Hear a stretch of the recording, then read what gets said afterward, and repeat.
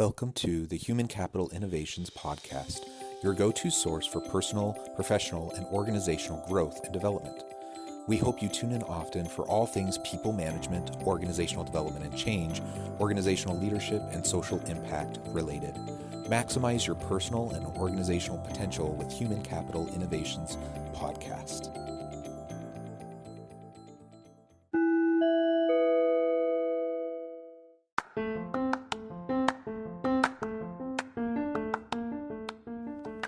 Welcome to the Human Capital Innovations Podcast. In this HCI podcast episode, I talk with William Shermer about core leadership principles to drive meaning and fulfillment in your team.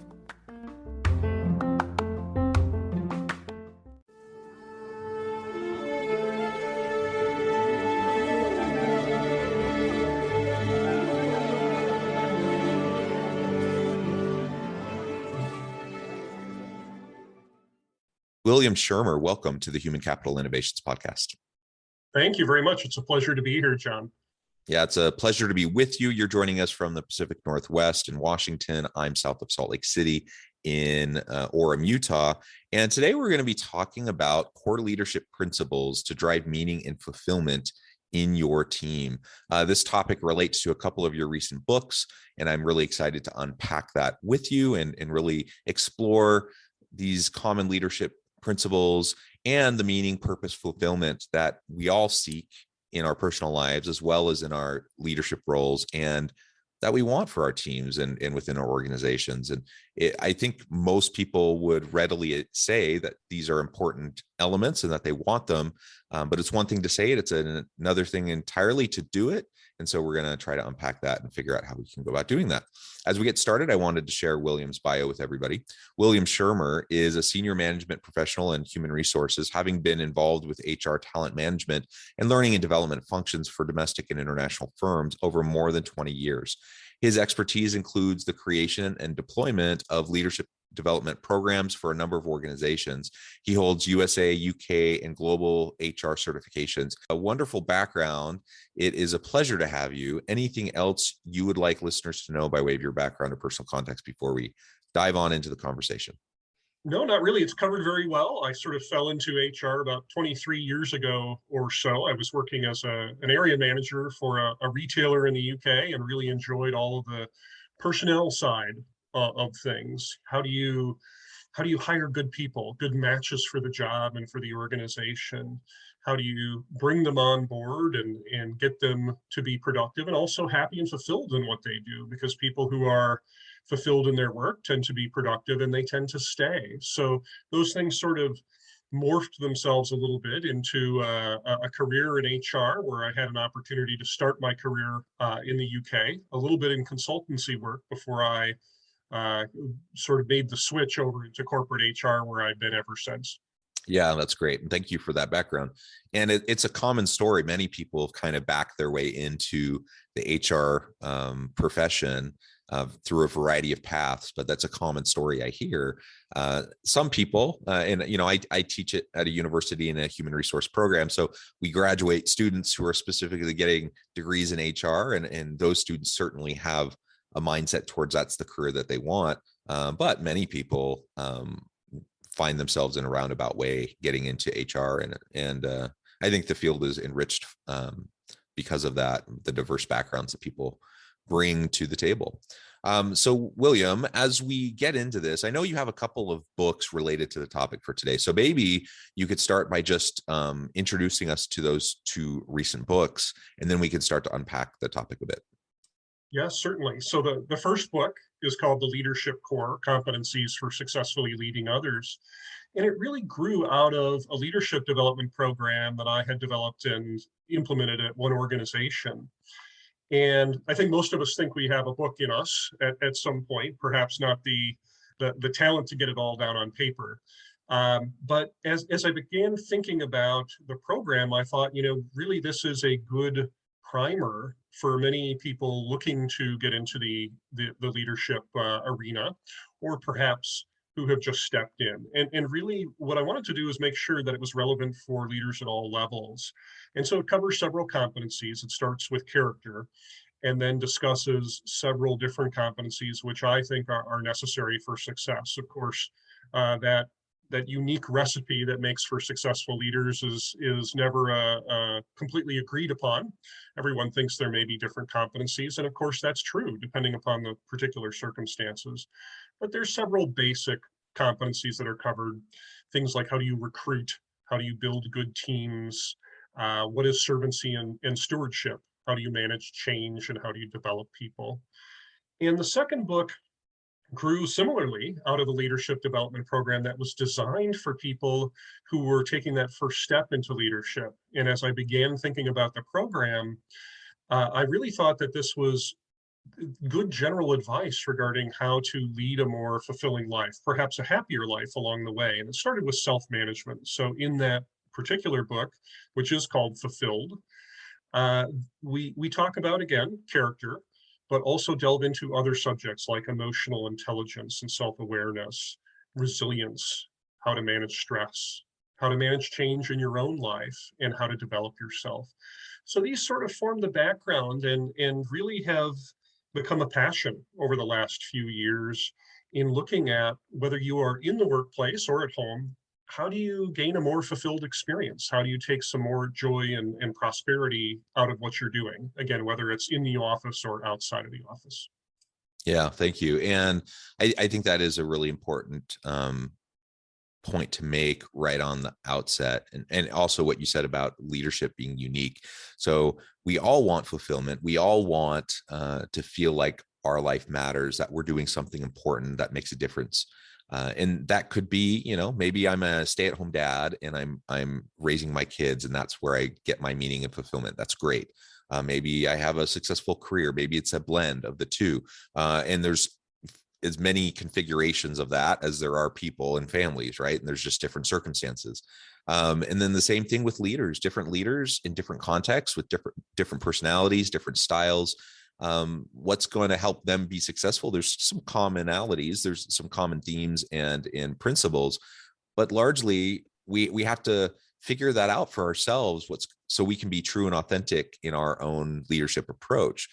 So I appreciate you also acknowledging that. Sometimes people, claim that they have kind of the secret sauce of leadership and follow my model and everything's going to unlock for you and be roses and unicorns. And that's just it. Everyone has to go through the iterative process of figuring it out for themselves. And I think that's a healthy exercise to go through, and to continually be self-reflective and introspective about your approach and how that's, in how you're interacting with the people around you, because no two situations are alike. No two work contexts are exactly alike. And so we always have to iterate and adapt and ultimately do what's going to work both for us and for our team. Yes, that's exactly right. In the book, of course, I have a biased opinion, as it represents years of work, but that you're exactly right. There is no one right way to lead. There is no one best way. And although the book is a primer and talks about certain principles that I think are probably universally well received, it's situational. And the hard reality about leadership is that it isn't taught. At the undergraduate level, for example, no one goes into a college program that says, here's how you're going to become a better leader. And it's taught on the job and through hard experience and through mistakes. And we all make them.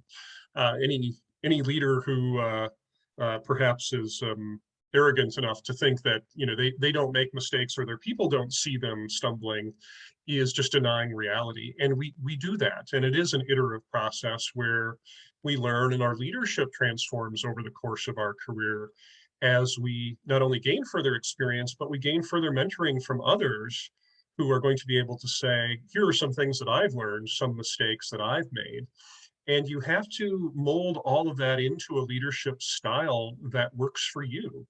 And that style you're going to carry with you throughout your career, but it's not going to be universally well adapted. You also have to, of course, adapt to the new cultures that you go into with organizations and the changing needs of teams. So that's absolutely correct. It's leading in the military is very different than leading in another environment, for example. And we have to make sure that our leadership is situational and is adaptive. Quick, kind of silly example of this. I don't know if you've watched the show Ted Lasso, um, but such a wonderful show. I love it, and there's a lot of great kind of principles and themes that come out of that. But again, for anyone, any listener who hasn't seen it, you should check it out on Apple TV. And you have an American tier two, like Division II football coach that ends up being the head coach for a Premier League soccer team in the UK. And it's kind of a case study in like good leadership practices and principles, where you have this person who's completely a fish out of water from the Midwest, who's now in the UK and trying to lead a team in a sport he's never coached ever. Right. Yet somehow, there's magic to it, because he's true to himself and he's adaptable and he's able to adjust right within a new context. So it's a fun show. It's super funny and has some good principles. So you could definitely check it out. But as you were talking about that, I thought of an example like that as someone who is willing to both simultaneously be true to themselves as well as try new things, get out of their comfort zone, adjust and adapt to meet the needs of the new context. Yes, and being an Arsenal fan, so Ted is a Tottenham coach, and I've seen it. So I spent about 12 years in the UK, and I'm a big soccer fan. And I think what you get from that sort of example is authentic leadership. You get what you get with Ted, and it's warts and all. And he's not perfect, certainly out of his element at first, but there are some universal principles around how to lead authentically and with your heart in the right place, certainly. And that's absolutely true. And I think servant leadership too espouses some of those things. The fact that as leaders, we have to be a resource for our people. We're not just sitting in the corner office directing them. We have to be part of the solution. Yeah. And so that's where I wanted to go next. You already, as you were introducing the two books, you introduced a few concepts already, one of them being servant leadership, and you talked about stewardship. In my mind, those are foundational pieces that I think would apply just about in any leadership setting. Yet they're kind of some of those elusive pieces that you don't see a lot of leaders in a corporate setting actually having or exhibiting very much. Tell us a little bit more about what you think in terms of stewardship, in terms of servant leadership. Why is that so important, and why is that one of those cross-contextual principles that's going to help us be successful?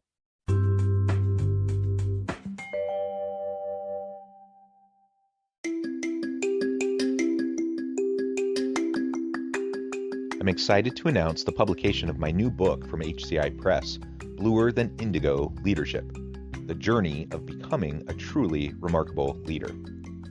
Early in my adult life, I learned about an Asian proverb that translates as bluer than indigo. If you think about the color indigo, it is a brilliant, deep, and vibrant blue, what some would call the bluest of blues. To have something that is bluer than indigo is rare and truly remarkable. Contrary to popular myth, there is no one-size-fits-all or cookie-cutter approach to effective leadership. There's no silver bullet, no secret sauce, no go-to model that will solve all of our problems. The truth is, great leaders have all had their unique strengths and flaws, and have all had to discover and then pave their own distinctive path in their life's journey to fulfill their leadership potential. Bluer Than Indigo Leadership will help you discover your own path and explore those ordinary, everyday actions that will help you respond to an uncertain future and produce extraordinary results for individuals, teams, and organizations.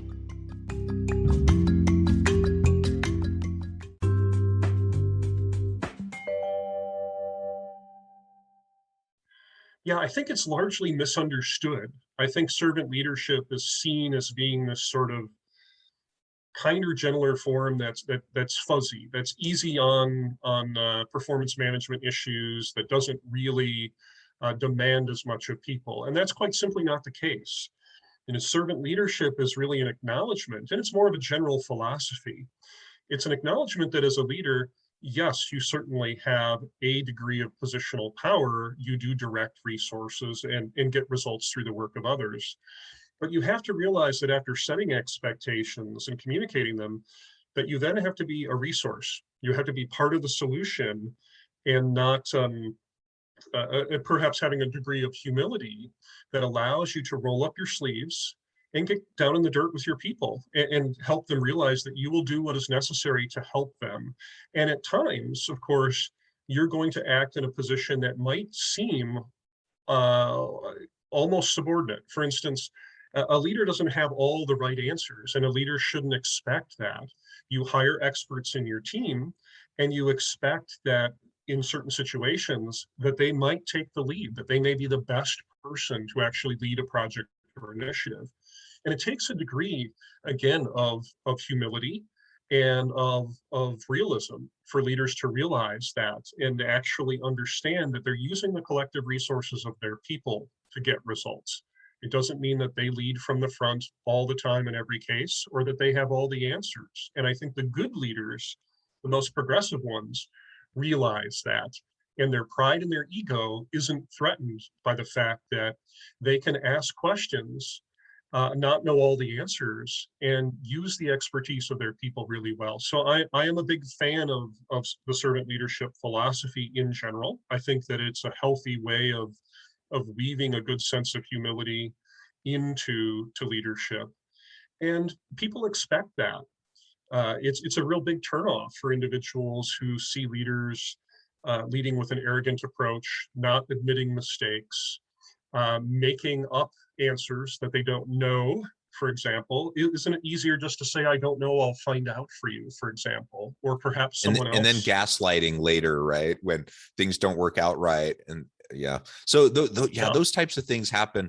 And I completely agree. I think taking more of a servant leader approach, that doesn't mean we're a pushover. That doesn't mean you have to um, just always give people a pat on the shoulder or give them a good job and never have those difficult conversations with them. It just means that you're being a resource, that you're authentically caring about your people and trying to support them, right? And unfortunately, a lot of leaders and a lot of organizations, that runs counter to what they've seen, the examples they've had in their career. And a lot of people, like you said, they haven't been trained up in leadership, and so it's they do what they've seen other people model. And so if they've had mentors over time or people they've looked up to, then they just start to do the same things they've seen other people do. And a lot of times they've had bad examples. And so arrogance and false bravado and those sorts of things are super common. And I think leaders sometimes think that's what's expected of them, not realizing that they're undermining their own credibility with their people. Unnecessarily so. They're shooting themselves in the foot. If and they may even be a fairly humble person, but they portray themselves in a way that it seems more arrogant, or they have this false bravado, and it is a turnoff to most people most of the time. it is, yes. No one wants to work in that sort of environment where they feel devalued, that their opinions don't count, and where they feel a lack of respect. And that's right. I think especially early in leadership careers, first level supervisors will pick up on the leadership style of others, including executives in the culture, and think that leadership is about telling people what to do. And that's quite simply not the case. And in terms of our earlier discussion, people want to find purpose, meaning, and significance at work. They want to feel fulfilled. And a leader that makes them feel small and unimportant won't deliver on that. And people are going to leave. They're not going to leave for money. They'll find more money along the way, but they're going to leave quite simply because they spend a lot of their waking hours at work, whether it's from their home or in the office, and they want to be treated well. And I think that's what one of the biggest lessons we can teach first level leaders is it's still about having a high standard in terms of your expectation for performance and behavior, and to make sure you uphold it, but you also have to respect everyone along the way. Yeah, yeah. And I appreciate the tie-in back to fulfillment. Another principle that you mentioned was stewardship. Can you unpack that for us a little bit? Yes, another concept I think that's important. As leaders, we don't own talent. We don't own the people in our teams, and oftentimes there is either the system within organizations or our own sense of self-preservation as leaders causes us to hold our people back. We don't want to lose the superstar in our team because it will be harder for us to hit our goals, to earn that bonus, whatever it may be. And the fact is, as leaders, we have to understand that we're just taking care of the talent while it happens to be with us in our team, and to prepare it for the next step in one's career. And that's really the concept of stewardship, is an acknowledgement that we want to leave things in a better place than we found them, including people's careers. And I think that's not celebrated enough within organizations, that leaders who are good people developers and who are good stewards for talent will be a conveyor belt for talent within the organization. And they really should be recognized and rewarded for that. Yeah, I think the stewardship piece is so important. And I think of one specific example in my career. Many listeners know for a time I was on the board of directors of the HR Certification Institute, a really rewarding, wonderful opportunity, a great group of people. You have a bunch of HR certifications. You probably have some HRCI certifications. And I was struck by the very first board meeting that I attended. The board chair, in conjunction with the CEO, sitting there and explaining to us exactly what you just said, the stewardship role of each individual board member, in our responsibility to leave the company better off for the work that we do. And that simultaneously means we need to support each other and lift each other up so that we can each have better contributions, and that we are constantly thinking about how do we leave our team, how do we leave our situation, our work arrangement in a better place than it was when we started. And that was reinforced over and over and over again. It wasn't the first time I'd heard it, or the first time I'd seen it, but it was the first time that I'd seen it consistently in practice over and over and over again, a dominant theme in everything that we did. And it was meaningful. And so when you bring together the servant leadership piece, the stewardship piece, and there are others as well, but for now we can kind of focus on those two. When we have those as leaders, those competencies and capabilities, it really does feed directly into how we're going to create a more dynamic team and organization where people do have the opportunity to feel fulfilled, that they have meaning and purpose, that they're doing something important each and every day. And it doesn't matter if you're making widgets on an assembly line, if you're selling real estate, if you're catching fish or working at Google or whatever, right? Like, you can have that meaning, that fulfillment, that purpose in any type of job, in any organization, as long as there's an intentionality around it and a focus of leaders trying to create that environment. Absolutely. Very true. And as a matter of fact, it's one of our primary acts in leadership that we need to undertake, is to help our people find that purpose, meaning, and significance. And of course, it's not only written into things like mission statements and vision statements within organizations. They are oftentimes they're rather grandiose and aspirational, but we're talking about the things that people do every day in the team. So, for instance, in a banking organization, you might say to a loan officer, yes, you make loans. Or you might say, one of the primary things that you do is you help other people fulfill their financial dreams, including home ownership, by providing them access. And to tell the stories of how you have individually impacted other people's lives.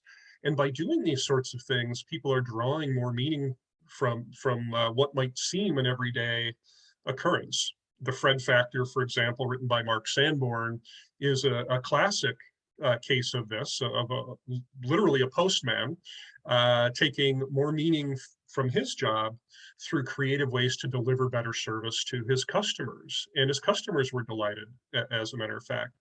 So it's incredibly important as leaders that we find out what our people find most meaningful or what they aspire to, and then to help connect doing the work to fulfilling those aims, and to create a connection between what they're doing and doing well and impact. Because we want to make sure, of course, along the way, the bottom line is to make sure people perform, but we want people to feel good about performing and to let them know that performing is more than just about the bottom line, more than about commercial success for their employer, because that's not going to inspire anyone to get up out of bed and to fight traffic in the morning.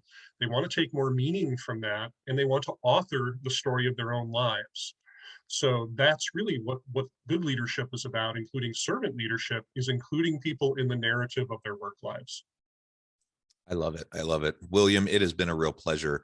I know at the time I'm going to have to let you go here in a minute so you can get on with your busy day. But before we close, I wanted to give you a chance to share with listeners how they can get connected with you, where they can find your books, and anything else you would like to say by way of closing remarks before we wrap up.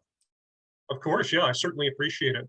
So people can get a hold of me through my website, which is willshermerofficial.com. They can also find me on Instagram, Will Shermer Official as well. Will Shermer 1 on Twitter. I'm on Facebook as Will Shermer Official also. So there's a few different ways to get a hold of me. And of course, the book, the first book is out now. The second book, which is Fulfilled, Finding Joy and Prosperity in Life, that is actually out in ebook next month and in print in April. And a third book is on the way as well.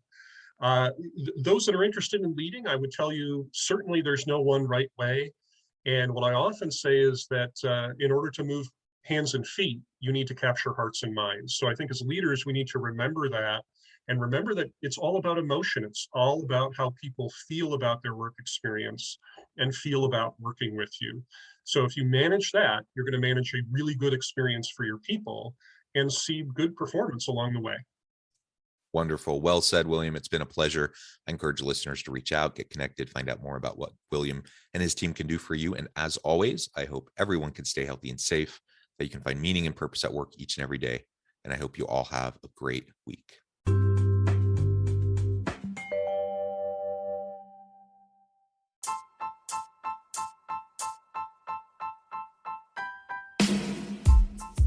The alchemy of truly remarkable leadership.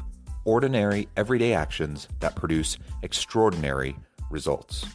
Consider how the nature of work has shifted over the past 50 years. With increased globalization, rapid technological advancement, and the shift in economic composition, the average job of today looks very different than the average job of 50 years ago. What will the jobs and organizations of tomorrow look like? Moreover, what does this all mean for organizational leaders? What are the core competencies and capabilities of organizations and their leadership that are prepared for continued disruption and geopolitical and socioeconomic shifts? Regardless of what the future holds, increasingly, leaders need to be socially minded, data-driven, decisive, champions of talent, and disruptors of the traditional notions of leadership, teams, organizations, and work. The alchemy of truly remarkable leadership will help you to explore your own leadership competencies and capabilities and consider ways to apply and implement them into your workplace and personal life.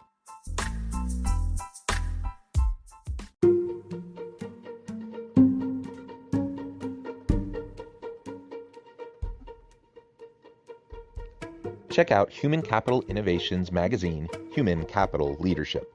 Human Capital Leadership is a free, interactive e-magazine with the mission to help individuals, leaders, and organizations find innovative approaches to maximize their human capital potential.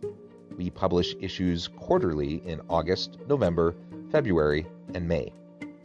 Take a look at the latest issue and let us know what you think.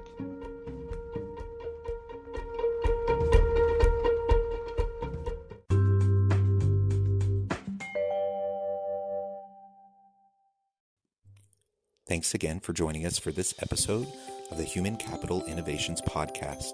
I hope you stay healthy and safe and that you have a great week.